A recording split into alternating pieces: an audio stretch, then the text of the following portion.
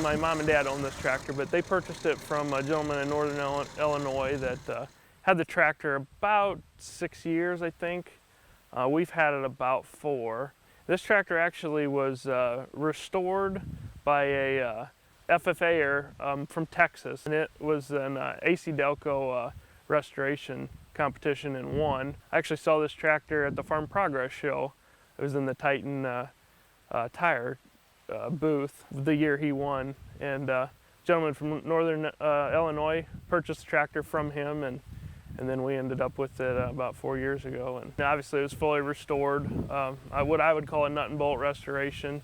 And no, we paraded a little bit in tractor shows, and the gentleman that restored it did a phenomenal job in my opinion, and people are usually pretty impressed with the quality of the restoration job. It's about 10, 11-year-old restoration, so it's got some age under it, and obviously it's been stored. It's got 3-point, no PTO, but it does have 3-point, which a lot of them came without 3-point PTO.